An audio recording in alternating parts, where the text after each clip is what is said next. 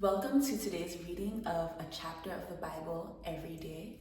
I'm reading from the Abundant Life Bible and I'm reading the New Living Translation. Let's get right into Genesis 10.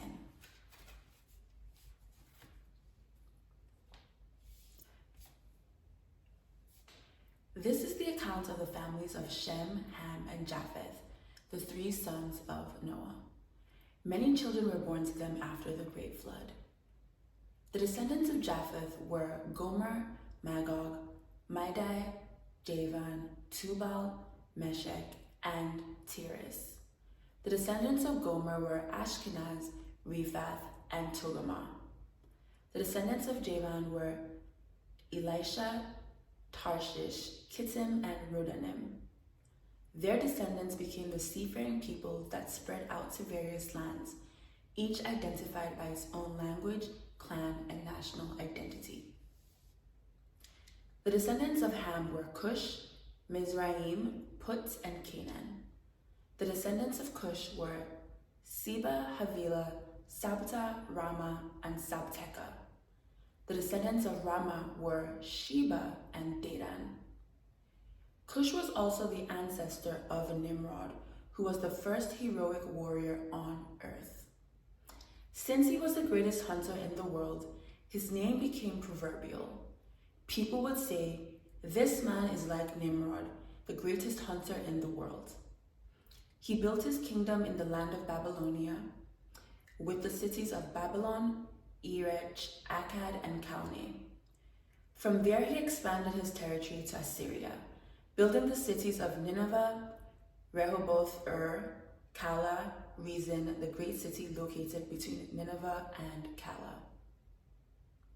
Mizraim was the ancestor of the Luddites, Anamites, Lehabites, Naphtuhites, Pathrusites, Casluhites, and the Caphtorites, from whom the Philistines came. Canaan's oldest son was Sidon, the ancestor of the Sidonians. Canaan was also the ancestor of the Hittites, Jebusites, Amorites, Girgashites, Hivites, Archites, Sinites, Arvadites, Zemarites, and Hamathites. The Canaanite clans eventually spread out, and the territory of Canaan extended from Sidon in the north of Gerar and Gaza in the south, and east as far as Sodom, Gomorrah, Admah, and Zeboim near Lasha. These were the descendants of Ham, identified by clan, language, territory, and national identity. Sons were also born to Shem, the older brother of Japheth. Shem was the ancestor of all the descendants of Eber.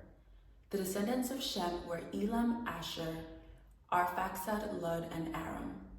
The descendants of Aram were Uz, Hul, Gether, and Mash. Arphaxad was the father of Shelah, and Shelah was the father of Eber. Eber had two sons. The first was named Peleg, which means division, for during his lifetime the people of the world were divided into different language groups. His brother's name was Joktan.